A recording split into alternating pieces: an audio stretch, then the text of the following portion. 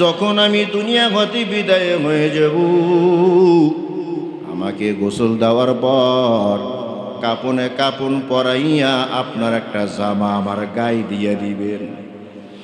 কবরের মাটি যখন আমাকে চাপ দেওয়ার জন্য আসবে, আমি বলবো কবরের মাটি তাকাইয়া দেখ আমার গায়ের ভিতরে কার জামা পরানো আছে। আমি মুহাম্মাদুর রাসূলুল্লাহ আপনার ওই জামার খাতিরে হয়তো বা কবর আমাকে চাপ দিবে না। নবী বলেন, খাদিজা এর বড় কান্না বন্ধ করো, ওয়াদা দিলাম একটা জামা আমি তোমাকে পরায় দেব। সুবহানাল্লাহ। ও পয়গম্বর, আপনার শেষ হয় নাই। আপনি যখন আমাকে কবরে রাখবেন, কবরে আপনি আমার লাশটা কোলে নিয়ে নিজে নেমে কবরের ভিতরে শোয়াইয়া দেবেন। যাও খাদিজা, তোমার আবদার আমি পূরণ করলাম। ও পয়গম্বর, এখন আবদার শেষ হয় নাই। তৃতীয় একটা আবদার, আমাকে কবরে রাখিয়া আর সবাই যখন বাড়ির দিকে রওনা হয়ে যাবে, কিছুক্ষণ পরই মুনকার নাকির ফেরেশতা হাজির হয়ে যাবে। আমাকে প্রশ্ন করবে, মান রব্বুকা ওয়া মান দীনুকা ওয়া মান নাবিয়ুকা। যদি ফেরেশতা দেখি আমি ভয়ে পেয়ে যাই, ফেরেশতা দেখে ভয়ে পেয়ে যদি আমি সঠিক উত্তর দিতে না পারি, আমার হাতের ভিতরে হ্যান্ডকাপ লেগে যাবে।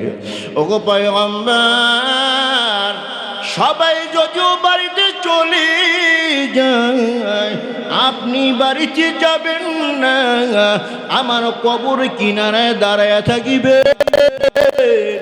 যদি আমি উল্টা পাল্টা জবাব দিই, আমার পক্ষ থেকে আপনি জবাবটা দিয়ে দেবেন। আল্লাহু আকবার। ও মুসলমান ইমানদার, খাদিজা রাদিয়াল্লাহু তাআলা আনহা দুনিয়া হতে বিদায় হওয়ার পর নবীর গায়ের একটা জামা পরিয়ে দেন। নবীজি সাল্লাল্লাহু আলাইহি ওয়াসাল্লাম কবরে নামেছেন, খাদিজার লাশটা এভাবে কোলের ভিতরে নিয়েছেন। কোলের ভিতরে নিয়ে আকাশের দিকে এভাবে উঠে বলে, আল্লাহ, কে আমার খাদিজা, আমার বিবি। আল্লাহ, আমি এই খাদিজার উপরে বড় খুশি, তুমি আমার খাদিজার উপরে খুশি হয়ে যাও। লাশটা এভাবে আকাশের দিকে উঠাইয়া নিচে নামাইতেছে আর বলে, আল্লাহ, আমার খাদিজাকে আমার কোল থেকে নামাইয়া তোমার কুদরতি কোলে শোয়া দিতেছি। ওরে মুসলমান ইমানদার, নবীজি খাদিজাকে কবরে শোয়া দিলেন।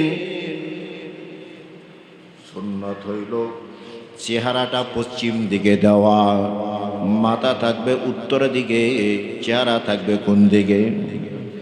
চেহারা থাকবে পশ্চিম দিকে। বান্দা বান্দি যদি নেককার না হয়, পশ্চিম দিকে চেহারা থাকবে না, চেহারাটা ঘুইরা যাবে। নেককার বান্দা যদি হয়, তার চেহারাটা কাবার দিকে থাকবে। বারবার নবীজি চেহারাটা কাবার দিকে ঘুরাইয়া দেয়, কিন্তু চেহারাটা আকাশের দিকে উঠা যায়। নবী বড় পেরেশান, বলে, আল্লাহ, আমার খাদিজার আমল তো আমার জানা মতে বড় ভালো, কেন তার চেহারাটা কাবার দিকে ফিরে না? আমার আল্লাহ জিব্রাইলকে পাঠাই দিলেন, জিব্রাইল যাও, খাদিজার চেহারা শত চেষ্টা করো কাবার দিকে ফিরাতে পারবে না, কারণ খাদিজা তো কাবার জন্য পাগল নয়, খাদিজা হলো কাবার মালিকের জন্য পাগল। এই জন্য আরশে আজিমের দিকে খাদিজা তাকিয়ে আছে, চেহারা নিয়ে আর পারাপারি করা দরকার নাই। যখন দাফন কাফন শেষ, যার যার বাড়িতে চইলা গেছে, নবীজি এতিমের মতো কবরে পাশে দাঁড়ায় দাঁড়ায় কান্নাকাটি করতেছি। জিবরাইল আইসা বলে, পয়গম্বর, কেন আপনি কান্দেন? সবাই তো যার যার বাড়িতে চইলা গেছে। নবীজি কান্না বিজড়িত কণ্ঠে বলে, ও জিবরাইল, কেউ যদি না জানে তুমি তো ভালো করিয়েই জানো। এমনও সময় গেছে 1 সপ্তাহ পর্যন্ত ওই হেরা গুহার ভিতরে ধ্যানে মগ্ন ছিলাম। জমিন থেকে 1.5 মাইল উঁচু হেরা পর্বত, ওই হেরা পর্বতের ভিতরে এমনও গেছে 1 সপ্তাহ ধ্যানে মগ্ন ছিলাম। এখন তো সিঁড়ির ব্যবস্থা হয়েছে, উপরে ওঠার জন্য ব্যবস্থা করে দিয়েছে। তখন তো সিঁড়ি ছিল না, উপরে ওঠার কোনো ব্যবস্থাও ছিল না। 2 হাতের ভিতরে খাবার নিয়ে আমার খাদিজা এই পাহাড় বেয়ে বেয়ে ওই হেরা গুহার ভিতরে হাজির হয়েছে, আমাকে নাস্তা খাওয়াইছে। আজ আমার ওই খাদিজা নাই, আমার জন্য এই কুরবানি দেখে আল্লাহ তাআলা খাদিজাকে সালাম দিয়েছে। আল্লাহু আকবার।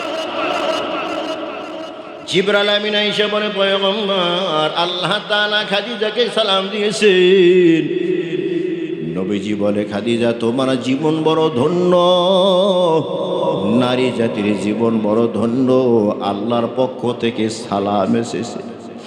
খাদিজা আনন্দে কেঁদে দিয়া বলে, পয়গম্বর, আল্লাহর সালামের জবাব কিভাবে দিতে হয় আমি জানি না, আমার পক্ষ থেকে আপনি সালামের জবাবটা দিয়ে দিন। সুবহান।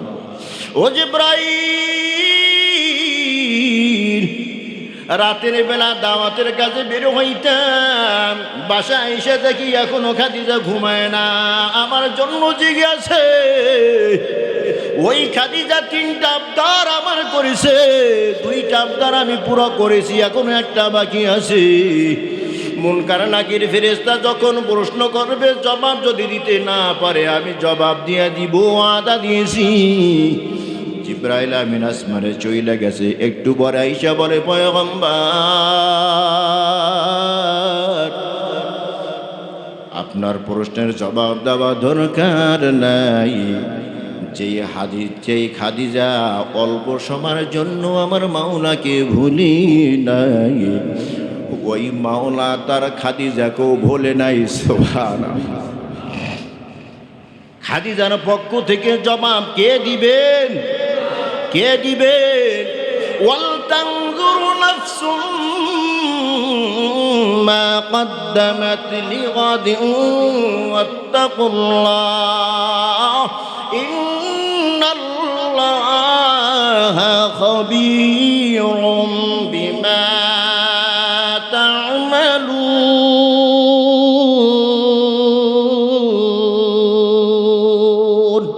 মৌত কাসিন কুল্লু নাসিন শারবু কবর বাইতিন কুল্লু নাসিন দাখিলু ইগা হাম সব মুসাফির গায়ে ওহি আখির ঠিকানা कोई आगे रवाना है कोई पीछे रवाना।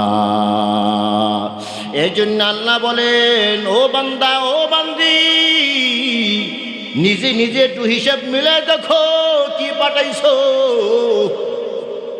জ্ঞানী তো দাবি করতেছো, জ্ঞানের সংজ্ঞা তুমি জানো নি। বিচক্ষণ দাবি করতেছো, সমাজের মাতবার তুমি দাবি করতেছো, সমাজপতি তুমি দাবি করতেছো, জানুনি তার সংজ্ঞা। কে জ্ঞানী, কে বিচক্ষণ, কে আকলমান, সংজ্ঞা জানুনি। আল্লাহর রসুল বলেন, ক্বালা রাসূলুল্লাহি সাল্লাল্লাহু আলাইহি ওয়াসাল্লাম, আল কাইয়িসু মান দানা নাফসাহু ওয়া আমিলা লিমা বা'দাল মাউত ওয়াল আজিজু মান ইত্তাবা নাফসাহু হাওয়াহা ওয়া তামান্না আলাল্লাহ। আল কাইয়িসু মান দানা নাফসাহু, ওই ব্যক্তি হলো জ্ঞানী, বুদ্ধিমান, আকলমান, বিচক্ষণ, সফল ব্যক্তিকে দানা নাফসাহু, যে নিজের নফসকে নিয়ন্ত্রণ করতে পারে। নফস নামাজ পড়তে চায় না, কিন্তু সে নামাজে নিয়ে যায়। নফস দান সদকা করতে চায় না, কিন্তু সে দান সদকা করে। নফস জিকির করতে চায় না, কিন্তু সে জিকির করে। নফস ফজরে আজার সময় উঠতে চায় না, একটু পরে উঠে নামাজটা কাজা কইরা নিব, কিন্তু সে কম্বলে লাথি মারিয়া বলে না না, জামাতের সাথে গিয়া নামাজে হাজির হয়ে যাব। আল্লাহর রসুল বলে আল কাইয়িসু মান দানা নাফসাহু, এই ব্যক্তি হলো জ্ঞানী। এই জ্ঞানী ব্যক্তির আরেকটা পরিচয় হলো ওয়া আমিলা লিমা বাদাল মাউত, মরার পরে জিন্দেগির জন্য আমল করে, সঞ্চয় করে, পুঁজি জমা করে। মরণের পরের জীবনের জন্য সঞ্চয় করে, পুঁজি জমা করে, অগ্রিম কিছু পাঠায়, সে হলো জ্ঞানী। ওয়াল আজিজু মান ইত্তাবা নাফসাহু হাওয়াহা ওয়া তামান্না আলাল্লাহ। অজ্ঞ ব্যক্তি, দুর্বল ব্যক্তি, মূর্খ ব্যক্তি, ব্যর্থ ব্যক্তি হলো সে যে নিজের নফসের গোলাম হয়ে গেছে। নফস যেমনি চালাইতে চায় তেমনি সে চলে। পর্দা বশিদার ধার ধারে না, নামাজ রোজার ধার ধারে না, হক হালালের ধার ধারে না। যেমনি পারে তেমনি কামায় টাকা, যেমনি দেখে সেমনি হাত বাড়ায়া দেয়। এ হলো ব্যর্থ ব্যক্তি। আর ওয়াতামান্না আলাল্লাহ, আল্লাহর কাছে আশা করে, আল্লাহ বড় দয়ালু, আল্লাহ আমাকে মাফ করে দিবে। মাফ করার কাজ করে না, গুনাহ ছাড়ে না, নামাজ রোজার ধার ধারে না, কিন্তু সে দাবি করে আল্লাহ আমাকে মাফ করে দিবে। আল্লাহর রসুল বলে এইটা ব্যর্থ ব্যক্তি, এইটা মূর্খ ব্যক্তি, এইটা হলো ব্যাকল বেকুব ব্যক্তি। জ্ঞানী ব্যক্তি হলো আখিরাতের জন্য সে সঞ্চয় করে, টাকা পয়সা আখিরাতের জন্য জমায়। কিভাবে জমায়? মসজিদে দেয়, মাদ্রাসা দেয়, ইয়েতিমখানায় দেয়, গরিব মিসকিনকে দেয়, সদকায়ে জারিয়ার কাজ করিয়া যায়। এই তো টাকা পয়সা ব্যয় করলো, এটা সে আখিরাতের জন্য জমা করলো। ওয়াল তানজুর নাফসুম মা কদ্দামাত লিগাদ, নিজের পুঁজি না থাকলে আর একজন উদ্ধার করতে পারবে না।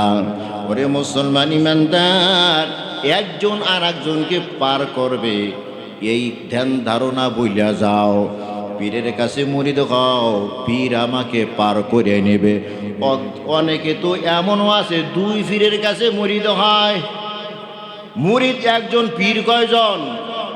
মুরিদ একজন, পীর দুইজন। দুই পীরের কাছে মুরিদ হয়। এই পীরে হয় জান্নাতে নিবে, না পারলে ওই পীরে জান্নাতে নিবে। না না, পীরের 14 গোষ্ঠীর ক্ষমতাও নাই জান্নাতে নেওয়ার। পীরের কি অবস্থা হবে তাই তো পীরে জানে না। পীর পারে এতটুকু রাস্তা দেখাইয়া দেয়, এভাবে চলো, এভাবে আমল করো।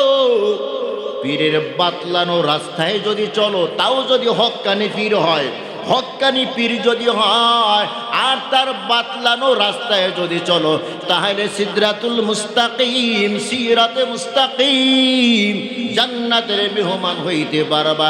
কিন্তু খবরদার, পীরের কাছে মুরিদ হইয়া তুমি নির্ভয় থাকিও না, কারণ তোমার আমল দিয়েই তোমার জান্নাতের অথবা জাহান্নামের ফয়সালা হবে। রহমাতুল লিল আলামিন হযরত ফাতেমা রাদিয়াল্লাহু তাআলা আনহাকে ডাইকা বলে, ও ফাতেমা, ইয়া ফাতেমা তু আনকিদি নাফসিকি মিনান নার, ও ফাতেমা, জাহান্নামের আগুন থেকে নিজেকে বাঁচাও। কাকে বলে? ফাতেমাকে বলে। যেই ফাতেমা সাইয়্যিদাতু নিসাই আহলিল জান্নাহ, যাকে জান্নাতের সমস্ত রমণীদের সর্দার বলা হয়, এই ফাতেমাকে নবীজি বলে, ইয়া ফাতেমা তু আনকিদি নাফসিকি মিনান নার, ও ফাতেমা, নিজেকে জাহান্নামের আগুন থেকে বাঁচাও।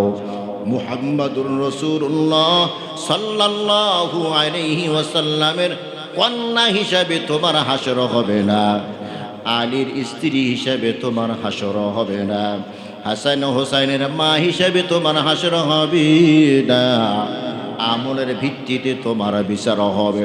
আমল যদি ভালো হয় কবরটা জান্নাতের বাগান হবে, আমল যদি খারাপ হয় কবরটা জাহান্নামের গর্ত হবে। কতক্ষণ ঠিক কিনা? এই জন্য আমল করা দরকার আছে কি নাই?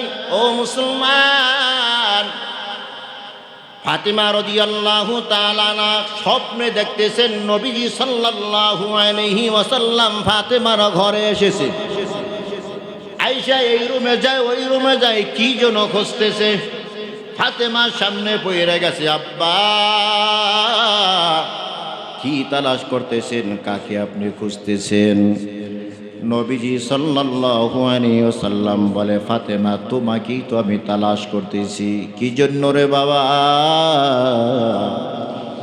নবীজি বলেন, ও ফাতেমা, আজকে তুমি সাহারি খাইবা আলীর সাথে, আলীর দস্তরখানে, আর আগামীকালকে তুমি ইফতার করবা জান্নাতি দস্তরখানে তোমার বাবার সাথে। এ কথা বলিয়া নবীজি সাল্লাল্লাহু আলাইহি ওয়াসাল্লাম বিদায় হয়ে গেলেন। খাদিজা তো ফাতেমা তো বিচক্ষণ এক মহিলা, বুঝতে পেরেছে আমার দুনিয়ার হায়াত শেষ। কান্নাকাটি শুরু করেন নাই। আপনি আর আমি হইলে কি করতাম? কথা কয় না, কোনো কান্নাকাটি নাই। ঘুম থেকে উঠে গেলেন, সাহারির সময় হয়ে গেছে। আলীর কাছেও খবর কয় না।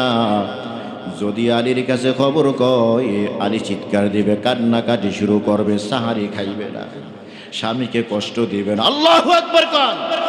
স্বামীকে কষ্ট দিতে রাজি না। আজকে আমাদের বিবিরা কথায় কথায় কষ্ট দেয় কি দেয় না? আমাদের বিবিরা হইল তো চিৎকার দিত। যদি কয় তোমার ক্যান্সার হয়েছে, এক চিৎকার দিয়া দুনিয়া এক কইরা ফালাইতো। কথা কয় না, ক্যান্সার হয়েছে, অথবা তোমার লিভার নষ্ট হয়ে গেছে, আগামীকাল কি অপারেশন করাইতে হবে, চিৎকারে দিতুকে দিত না। আর ফাতেমার মৃত্যুর খবর এসে গেছে, স্বামীকে জানায় না। কেন জানায় না? স্বামী সাহারি খাওয়া বন্ধ করে দেবে, কান্নাকাটি করবে, স্বামীকে জানায় না। একসাথে সাহারি খাইল। আলী রাদিয়াল্লাহু তাআলা মসজিদে নববীতে হাজির, জামাতে নামাজ আদায় করবে। এইদিকে ফাতিমা রাদিয়াল্লাহু তাআলা আনহা নামাজ আদায় করিয়া অনেকগুলা কাজ হাতে নিয়েছে। এক ডিশের ভিতরে, বনের ভিতরে আটা দিয়া পানি ঢাইলা দিয়েছে। অনেকগুলো রুটি বানাবে। হাসান হোসাইনের যতগুলা কাপড় চুপড় আছে সব আর একটা বলের ভিতরে ভিজাইছে। অনেকগুলো কাজ হাতে নিয়েছে, কারণ আজকে দিনই তার দুনিয়ার শেষ জীবন। আলী রাদিয়াল্লাহু তাআলা নামাজ পড়া বাসায় হাজির হয়ে দেখে যাই নামাজের ভিতরে ফাতিমা নাই।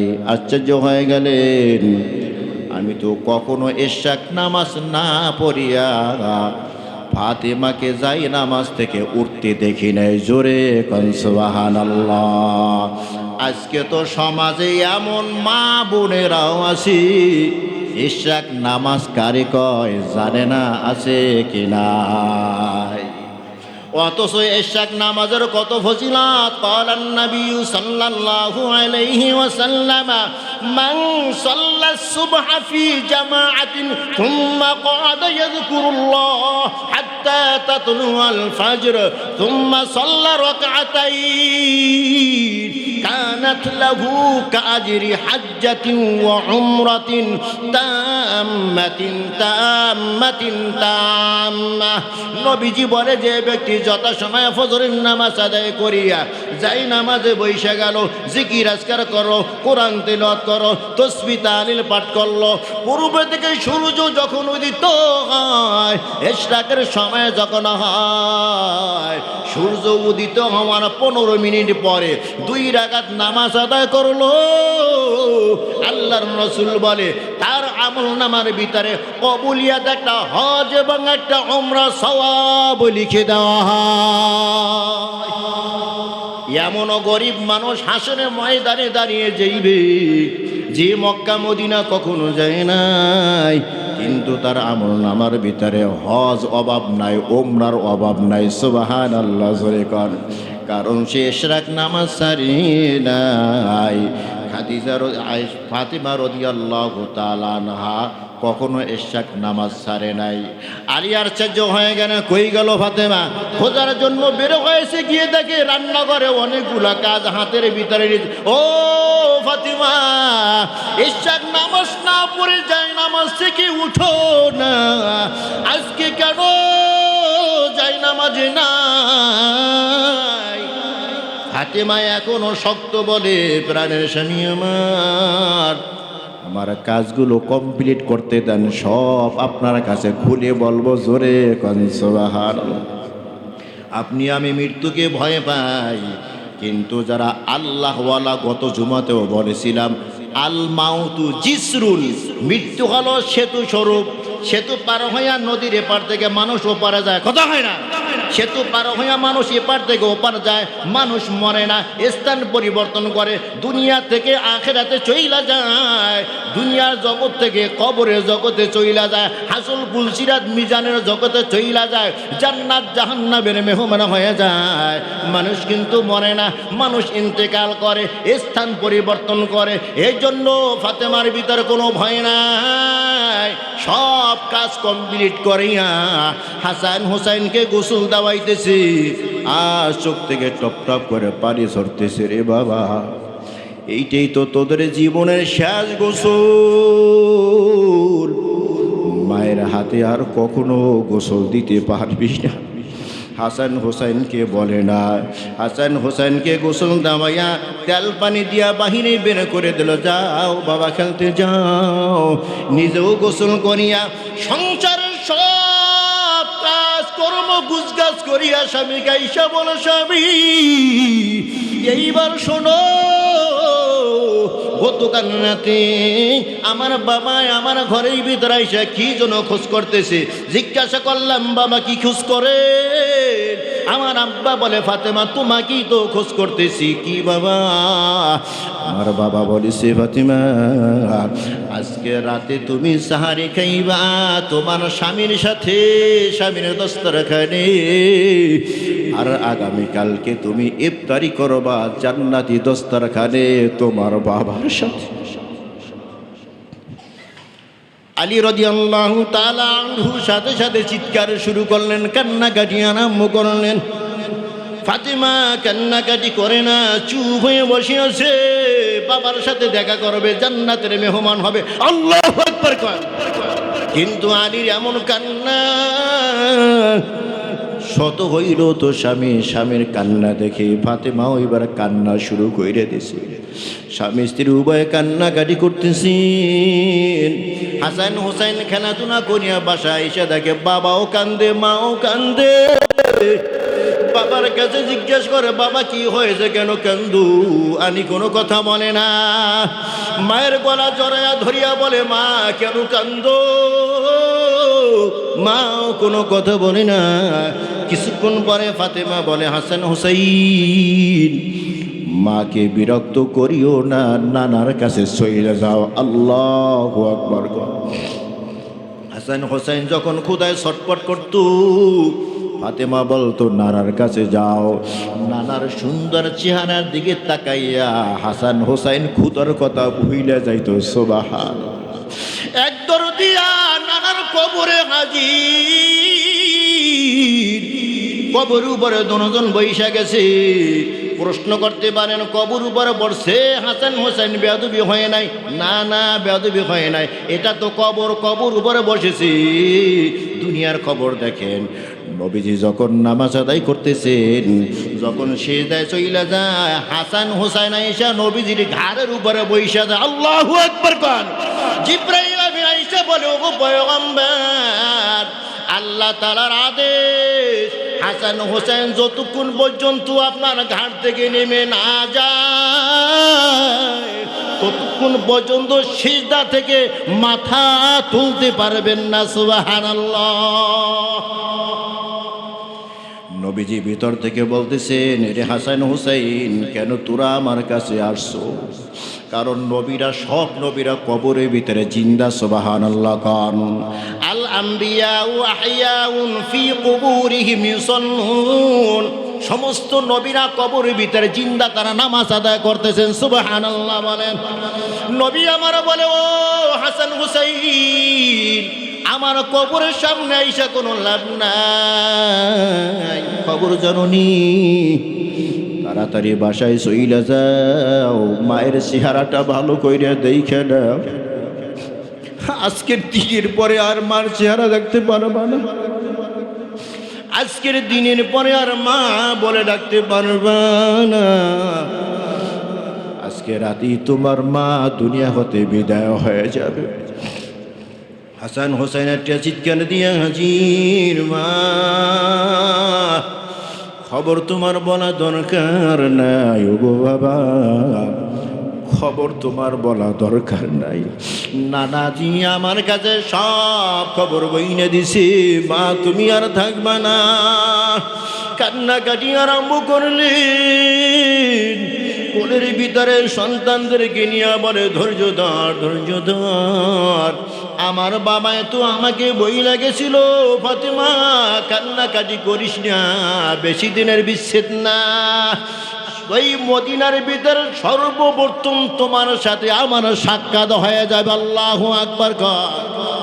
নবীজি দুনিয়া হতে বিদায় হওয়ার 6 মাস পর রমজান মাসে ফাতেমা দুনিয়া হতে বিদায় হয়ে গেছে। আলীকে ডাইকা বলে, প্রাণের স্বামী আমার, ছোট্ট একটা আবদার, ঘর সংসার তো ঠিক মতো করতে পারিনি, আমাকে মাফ করিয়া দিও। কিয়ামতের কঠিন মুসিবতের সময় আমার বাবার সামনে দাঁড়াইয়া তুমি আমার ব্যাপারে অভিযোগ দায়ের করিও না, আমার বাবা লক্ষ মানুষের সামনে শরম পাইয়া যাইবে। আলী চোখের পানি সারিয়া দিয়া বলে, ফাতেমা এমন কথা বলিয়া লজ্জা দিও না। বিবাহের পরে এক বেলা ভাত তোমাকে পেট ভরিয়া আমি খাওয়াইতে পারি নাই, অথচ তুমি রহমাতুল্লিল আলামিনের কন্যা, তুমি আমাকে মাফ করে দিও। একজন আর একজনকে জড়ে ধরিয়া কান্দে, একজন আর একজনের কাছে মাফ চায়। ফাতেমা শেষ দাবি, প্রাণের স্বামী আমার, রাতের বেলা যখন আমার মরণ হয়ে যাবে, ও স্বামী আমার, ঢাকঢোল পিটাইবেন না, মানুষদেরকে জানাইবেন না, মাইকিং করবেন না, ঘোষণা দিবেন না। যাদের সাথে আমার দেখা করা যায় এমন কয়েকজন মানুষকে নিয়ে জানাজা পড়াইয়া কবরে দিয়া দিবেন। আল্লাহু আকবার। কর কেন? আলী বলে, ফাতিমা রহমাতুল্লিল আলামিনের মেয়ে ইন্তেকাল করেছে, 1000 মানুষ হাজির হয়ে যাবে। বলে, না না, জিন্দা থাকতে আমি কখনো পর্দা লঙ্ঘন করি নাই। সুবহানাল্লাহ। জোরে কন। আজকে মা বোনেরা পর্দা করে কি করে না? নাই নাই, পর্দা নাই, পর্দা নাই, মুখের পর্দাও নাই। গলার আওয়াজ কিন্তু সতরের অন্তর্ভুক্ত, গলার আওয়াজ কিন্তু সতরের অন্তর্ভুক্ত। সতর দেখাইলে যেমন গুনাহ হয়, পর পুরুষকে গলার আওয়াজ শুনাই নাও তেমন গুনাহ হয় অপ্রয়োজনে। ও স্বামী আমার, দুনিয়ায় থাকতে আমি কড়াকড়ি পর্দা করতাম, কোনো মানুষ আমাকে দেখতে পারে নাই। মরার পরে যখন তারা জানাজায় হাজির হবে, কাপড়ের উপর থেকে আমার লাশটা দেখে অন্তত অনুমান করবে, ধারণা করবে নবীর মেয়ে এতটা লম্বা, এতটা মোটা তাজা ছিল, এমন অনুমানও যেন করতে না পারে। এই জন্য অন্ধকার রাতি আমাকে জানাজা দিয়া কবর দিয়া দিবেন। ইয়া আইয়ুহাল্লাযীনা আমানু তাকুল্লাহ ওয়াল তানজুর নাফসুম মা কদ্দামাত লিগাদ ওয়াত্তাকুল্লাহ ইন্নাল্লাহা খবীরুম বিমা তা'মালুন। এই জন্য আমার আল্লাহ বলে, হে ঈমানদাররা, আল্লাহকে ভয় করো। প্রত্যেকেই চিন্তা করে দেখো অগ্রিম কি পাঠাইছো, আখিরাতের জিন্দেগির জন্য অগ্রিম কি পাঠাইছো। ওয়াল তানজুর, একটু নজর করে দেখে নাও। লিগাদিন ওয়াত্তাকুল্লাহ, আগামীকালের জন্য কি পাঠাইছো। প্রত্যেকের চিন্তা করা দরকার আছে কি নাই?